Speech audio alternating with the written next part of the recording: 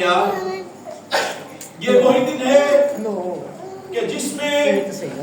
نبیوں کی پیشن گوئیاں پوری ہوئیں اور ہمیں بائبل مقدس پرانے عہد نامہ میں ذکر ملتا ہے آج کے اس دن کا کہ جس روز خداوند یسوع مسیح یروشلم میں داخل ہوا اور یروشلم میں خداوند یسوع مسیح کا استقبال کیا گیا اور عام طور پر ہم اسے ٹائٹل دیتے ہیں خداوند یسوع مسیح کا شاہانہ داخلہ۔ شاہانہ داخلہ اس لیے کہتے ہیں کیونکہ جب ہم حوالہ جات کو پڑھتے ہیں تو حوالہ جات کے اندر خداوند یسوع مسیح کی جو انٹری ہے، خداوند یسوع مسیح کا جو یروشلم میں داخلہ ہے، وہ بالکل ایک بادشاہ کا سا ہمیں نظر آتا ہے۔ اور پھر جو پیشن گوئیاں ہوئی تھیں ان پیشن گوئیوں میں بھی خداوند یسوع مسیح کو بادشاہی کہا گیا تھا۔ اور خداوند یسوع مسیح جب یروشلم میں داخل ہوا تو اس میں جو چند ایک بنیادی باتیں چھوٹی چھوٹی سی کو قابل غور ہیں۔ پہلی بات تو یہ کہ یہ خداوند یسوع مسیح کی زمینی زندگی کا آخری ہفتہ ہے اور پیشن گوئیوں کے مطابق یسوع مسیح آج کے روز یروشلم میں داخل ہوا، کیونکہ یروشلم میں آنا، یروشلم میں دکھ اٹھانا اور یروشلم میں اس کا قربان ہونا، جان دینا، مر جانا، یہ پہلے سے ہی پیشن گوئیوں میں بتایا جا چکا تھا۔ اور خدا کا کلام جو سچ ہے، برحق ہے، اور خدا کا کلام اپنے اس وقت پر اور تمام تر باتیں اور پیشن گوئیاں جو ہیں وہ پوری ہوتی چلی گئی۔ اور خداوند یسوع مسیح نے جب یروشلم میں داخل ہوتا ہے تو میں بہت بڑی بھیڑ کا، بہت بڑے ہجوم کا، لوگوں کی بہت بڑی تعداد کا ہمیں ذکر ملتا ہے، احساس ملتا ہے کہ وہاں پر بہت زیادہ رش، اب بہت زیادہ رش کی وجوہات بھی ہمیں معلوم ہونی چاہیے۔ پہلی بات تو یہ کہ تلاوت کردہ آیات کے پس منظر میں کیا ہوا، خداوند یسوع مسیح کے معجزات میں سے ایک ایسا معجزہ کہ جس معجزے نے اس وقت کہہ لیجیے کہ دنیا ہلا کر رکھ دی تھی، اس وقت کا ایک بریکنگ نیوز تھی، ایک بہت بڑی ہیڈ لائن تھی، اور وہ معجزہ تھا لازر کا جو مر چکا تھا چوتھے روز زندہ کیا جانا۔ اب یہ ایک ایسا معجزہ تھا، اس معجزے کو جس کسی نے بھی سنا وہ بڑا تعجب کرنے لگا، اور لازر کا جی اٹھنا جو ہے یہ جنگل میں آگ کی طرح یہ بات کی خبر پھیلی، اور لازر کے جی اٹھنے کے بعد بہت سارے یہودی وہ یسوع مسیح پر ایمان لے آئے۔ واقعہ ایسا ہے کہ اس دور میں لوگوں کا جو ایمان اور عقیدہ تھا وہ کچھ ایسا تھا کہ لوگ کہتے تھے کہ 3 دن تک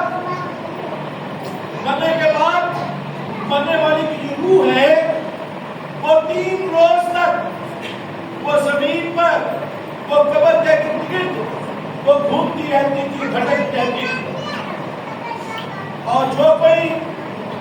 قدرت رکھتا تھا یا علم رکھتا تھا وہ اپنے علم کے ساتھ، اپنی طاقت کے ساتھ 3 دن تک موقع ہے ڈال کر اس مردہ کو زندہ کیا جا سکتا ہے۔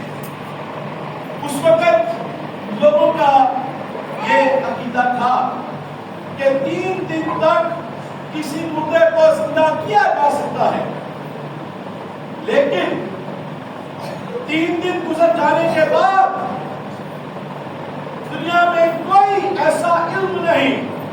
کوئی ایسی ہستی نہیں اور کوئی ایسی طاقت نہیں ان کے نزدیک کہ جب 3 دن گزر جاتے ہیں تو وہ کہتے کہ روح جو ہے وہ عالم ارواح میں چلی جاتی ہے اور پھر کوئی طاقت بھی عالم ارواح سے روح کو واپس نہیں لا سکتی۔ 3 دن تک کسی مردے کو زندہ کیا جا سکتا ہے، اس وقت بھی لوگ مانتے تھے، لیکن دنیا کی کوئی طاقت 3 دن کے بعد مردے کو زندہ نہیں کر سکتی، وہ یہ بھی مانتے تھے۔ لیکن خداوند یسوع مسیح کا یہ جو معجزہ ہے، یہ اس وقت لوگوں کے ایمان، لوگوں کے یقین اور لوگوں کے علم کو خداوند یسوع مسیح کے اس معجزے نے جو ہے وہ تہس نہس کر دیا، اور خداوند یسوع مسیح نے 4 دن کے مردہ لازر، یسوع نے آواز دی لازر، اور لازر کفن سمیت قبر سے باہر نکل آیا، اور اس وقت کے خیالوں کی دھجیاں اڑ گئی، اس وقت کے ایمان لوگوں کے جاتے رہے کہ جو کہتے تھے کہ 3 دن کے بعد مردہ زندہ نہیں ہو سکتا۔ لیکن جب خدا یسوع مسیح نے لازر کو 3 دن کے بعد زندہ کیا تو یہ اس دور میں اس وقت ایک اتنی بڑی بریکنگ نیوز تھی کہ لوگوں نے جب سنا کہ لازر جو مر گیا تھا اور 4 دن ہو گئے تھے، لیکن ناصرت کے نبی یسوع نے اسے زندہ کیا ہے، تو بہت سارا ایک خدا یسوع مسیح کی مشہوری اور خدا یسوع مسیح کا نام جو ہے وہ لوگوں میں پھیلتا چلا گیا، اور بہت ساری دنیا اس پر ایمان لے آئی۔ اور جب خدا یسوع مسیح یروشلم میں داخل ہوا تو وجہ یہ تھی رش کی، اس معجزے کا بہت اثر ہوا، بہت ساری بھیڑ، بہت سارے لوگ جب انہیں پتا چلا کہ یسوع یروشلم میں آیا ہے تو ارد گرد کی دنیا کے سارے لوگ یروشلم کی طرف بھاگے، تاکہ وہ لازر کو بھی دیکھنا چاہتے تھے کہ جو زندہ ہوا تھا، کیونکہ ان کے لیے اچنبے کی بات تھی، ناممکن ممکن ہو چکا تھا، اور یسوع مسیح نے لازر کو زندہ کیا۔ لوگ لازر کو بھی دیکھنا چاہتے تھے، اور بڑھ کر سب سے وہ یسوع مسیح کو دیکھنا چاہتے تھے کہ جس نے یہ کام کیا، جس نے لازر کو زندہ کیا۔ اور پھر بہت سارا ہجوم وہاں پر تھا۔ اس کے ساتھ ساتھ دوسری بڑی وجہ بھی تھی کہ عید کے روز تھے، اور بہت ساری دنیا پبلک جو ہے وہ عید منانے کے لیے وہ یروشلم کا رخ کیا کرتی تھی، اور یروشلم میں اس رات سے بھی کافی زیادہ رش لوگوں کا ہمیں بھیڑ نظر آتی۔ اب خدا یسوع مسیح جب یروشلم میں داخل ہوتا ہے تو خدا یسوع مسیح نے یروشلم میں داخل ہونے سے پہلے ایک خاص سواری کا چناؤ کیا، خاص سواری کا چناؤ کیا، اور وہ سواری ایک ایسی سواری تھی کہ جو اس دور میں ہمیشہ جو شہزادے ہیں اور جو شرفاء ہیں وہ اس سواری کا استعمال کرتے تھے۔ خدا یسوع مسیح نے اپنے شاگردوں کو بتایا، بھیجا، کہا جاؤ سامنے گاؤں میں فلاں جگہ پر تمہیں ایک گدھی اس کا بچہ بندھا ہوا ملے گا، اور تم اسے کھول کے لے آؤ، اور جب کوئی تم سے پوچھے تمہیں بتا دینا، کہہ دینا کہ خداوند کو اس کی ضرورت ہے، خداوند نے منگوایا ہے۔ ایسا ہی ہوا، فلان یسوع مسیح کے شاگرد گئے اور انہوں نے جب اسے وہاں بندھا ہوا پایا اور اسے کھولنے لگے، تو یہاں پر ایک چھوٹا سا سبق سیکھ لیجئے کہ اس سواری کا مالک یعنی گدھے کا مالک انہیں پوچھتا ہے کہ یہ کیا کرتے ہو، کیوں میرے اس جانور کو سواری کو کھولتے ہو؟ تو جیسے یسوع مسیح نے انہیں بتا کر بھیجا تھا کہ اس نے انہیں بتانا کہ خداوند کو ضرورت ہے، یسوع مسیح نے بھیجا ہے۔ جیسے آج بھی ہم کئی دفعہ کئی لوگوں کو اپنا نام دے کر بھیجتے ہیں کہ جا کر میرا نام لے، تیرا کام ہو جائے۔ کسی طرح سے خداوند یسوع مسیح کی اتنی قدرت تھی، اس کی ویلیو تھی، لوگوں میں اتنی مشہوری تھی، اور یسوع مسیح کے شاگردوں نے یسوع کا نام لیا کہ خداوند کو ضرورت ہے، یسوع کو ضرورت ہے، اس نے بتایا ہے۔ اور اس سواری کے مالک یعنی گدھے کے مالک نے بڑی خوشی کے ساتھ اپنی سواری اپنا گدھا جو ہے شاگردوں کو دے دیا کہ لو لے جاؤ۔ یہاں پر چھوٹا سا سبق یہ ہے کہ خداوند کی خدمت کے لیے ہمیں اپنے وسائل کو جو کچھ ہمارے پاس ہے وہ بڑی خوشی سے پیش کرنا چاہیے، بڑی خوشی سے خداوند کی خدمت کے لیے دینا چاہیے۔ وہ جو گدھے کا مالک ہے اس نے انکار نہیں کیا، اس نے کوئی بحث نہیں کی، اس نے کوئی ثبوت نہیں مانگا، بلکہ جیسے ہی یسوع کا نام سنا تو اس نے اپنے لیے عزت کی بات سمجھی، اعزاز کی بات سمجھی کہ میری سواری پر، میرے جانور پر خداوند بیٹھنا چاہتا ہے، اور اس نے بڑی عزت کے ساتھ جو ہے اپنی سواری پیش کر دی۔ اب وہ لے آئے اور خداوند یسوع مسیح اس پر سوار ہوا اور یروشلم میں داخل ہوا۔ جب یروشلم میں آتا ہے تو ہمیں لوگوں کے اندر بہت زیادہ جوش نظر آتا ہے۔ دیکھا یہ گیا کہ لوگوں نے ہاتھوں میں کھجوروں کی ڈالیاں پکڑی ہوئی اور انہوں نے اپنے کپڑے یسوع مسیح کے قدموں میں اور اس سواری کے اوپر بھی انہوں نے اپنے کپڑے جو ہیں وہ بچھانے شروع کر دیے، ڈالنے شروع کر دیے، اور ساتھ میں ہوشنا ہوشنا مبارک ہے وہ جو خداوند کے نام سے آتا ہے، انہوں نے نعرے بلند کیے۔ یسوع مسیح کا پروٹوکول، یسوع مسیح کو آتے دیکھ کر لوگوں کے اندر بہت زیادہ ایکسائٹمنٹ ہے، لوگوں کے اندر بہت زیادہ جوش ہے۔ انہوں نے یسوع مسیح کو بڑے جوش کے ساتھ ویلکم کیا اور ہوشنا کے نعرے لگائے، بالکل ایک بادشاہ کی طرح، جو پیشن گوئیوں میں بھی کہا گیا کہ دیکھ تیرا بادشاہ تیرے پاس آتا ہے۔ اب وہ بادشاہ جو ہے اس نے جو سواری کا چناؤ کیا ہے وہ شہزادوں کی سواری ہے۔ یسوع مسیح صلح اور سلامتی کا شہزادہ ہے۔ وہ جنگ کرنے کے لیے وہ یروشلم میں نہیں آیا، اس لیے اس نے کوئی گھوڑا یا کوئی دوسرا جانور کہ جو جنگی جانور تصور کیے جاتے ہیں اس نے استعمال نہیں کیا، بلکہ اس نے گدھے کی سواری کی اور یروشلم میں آ گیا۔ اور یروشلم کے لوگوں نے، اس وقت کے لوگوں نے جب یسوع مسیح کو دیکھا تو انہوں نے یسوع مسیح کو اپنا بادشاہ قبول کرتے ہوئے بادشاہ کے طور پر اسے رسیو کیا اور ہوشنا کے نعرے لگائے۔ ہوشنا کا لفظ مطلب ہے ہمیں نجات دے۔ اور جب لوگوں نے یسوع مسیح کو دیکھا تو ہوشنا کہا، اے خداوند ہوشنا، اے خداوند ہوشنا، مبارک ہے وہ جو خداوند کے نام پر آتا ہے۔ لوگوں نے کہا ہوشنا، ہمیں نجات دے، اے مسیحا، اے خداوند ہمیں تو نجات دے۔ اور وہ لوگ نجات کس سے چاہتے تھے؟ کیا یہ سوال ہے کہ لوگوں نے ہوشنا تو کہا، انہوں نے نجات مانگی، انہوں نے چھٹکارا مانگا،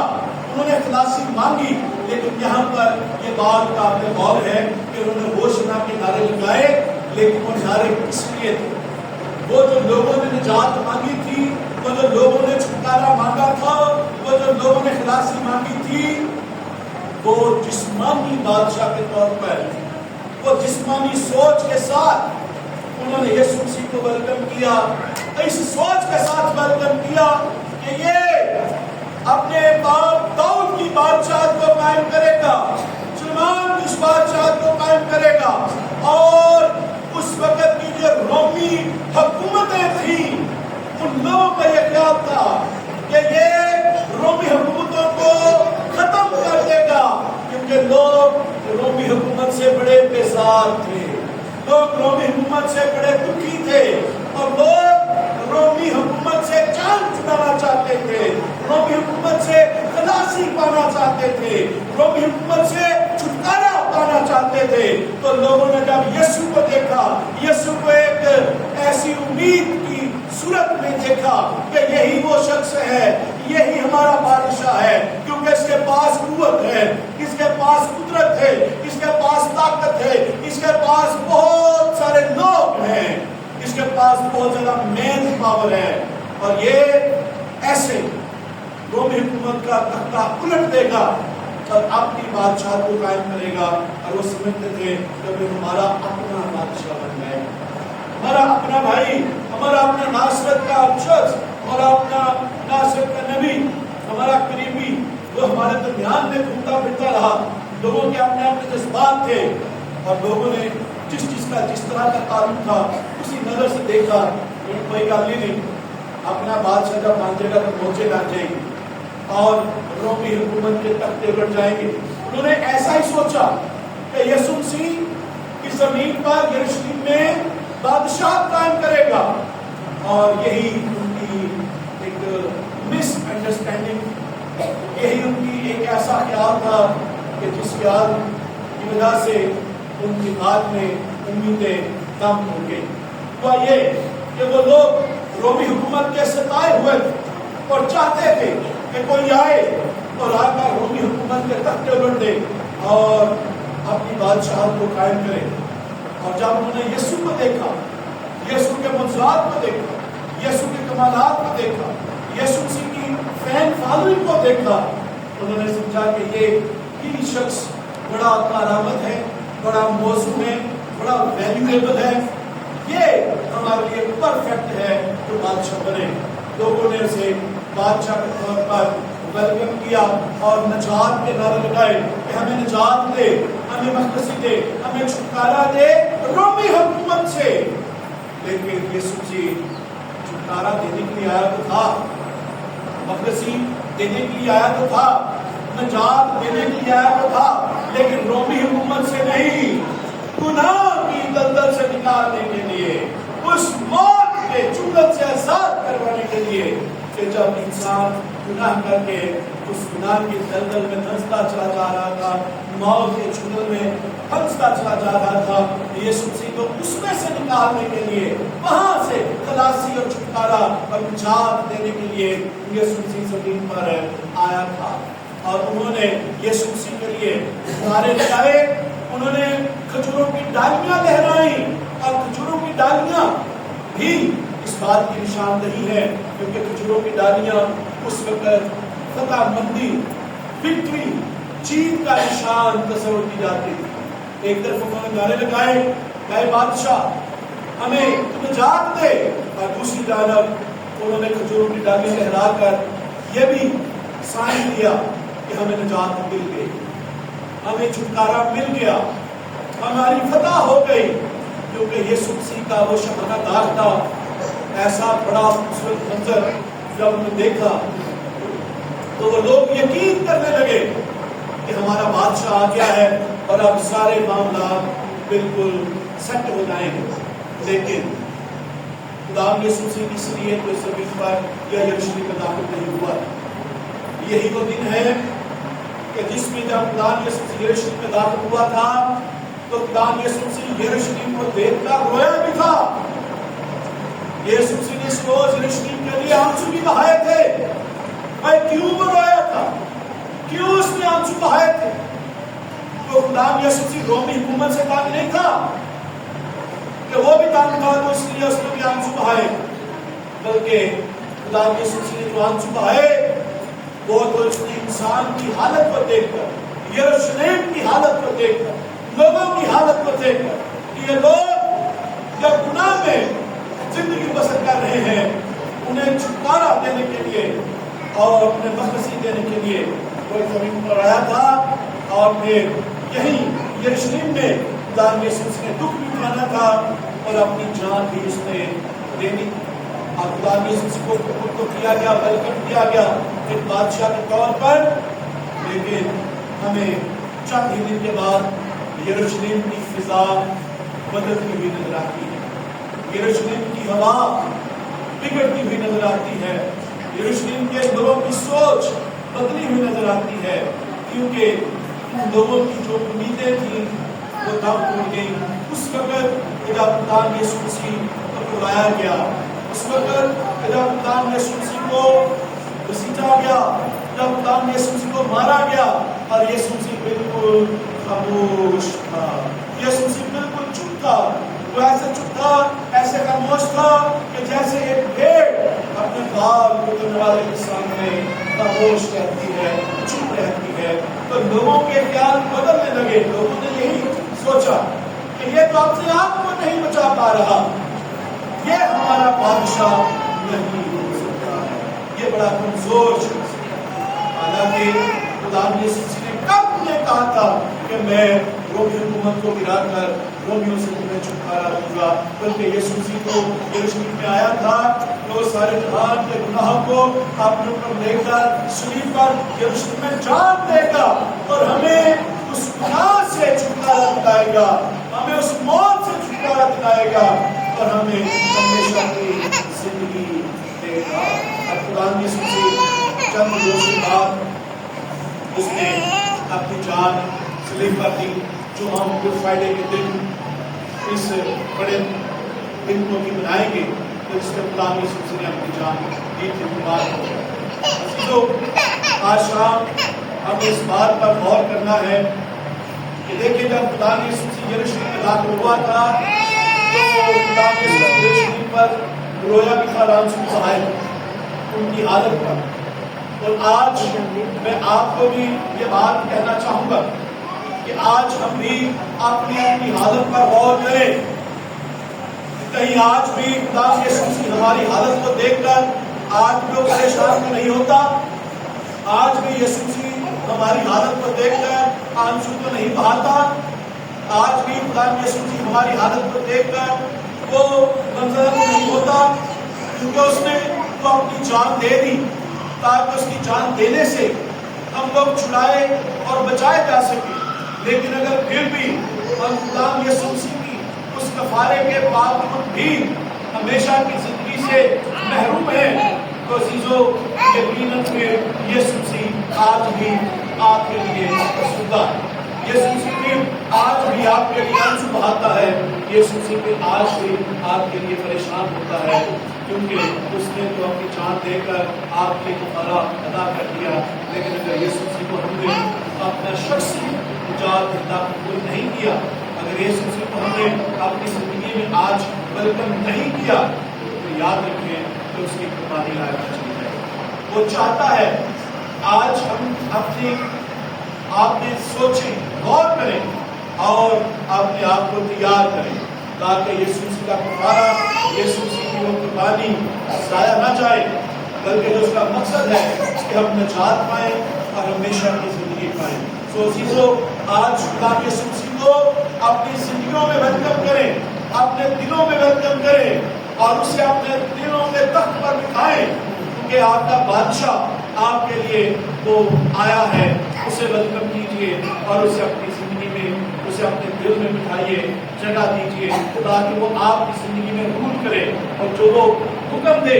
उसे पूरा कीजिए, उस पर ईमान लाइए और हमेशा की जिंदगी हासिल कीजिए। खुदा की सलाम के वसीला से हम सबको बड़ी बरकत बख्शे, आमीन। कलाम की शुक्रगुजारी के लिए हम दुआ करेंगे और जमात में से किसे भी खुदा की पुकारे दुआ करें।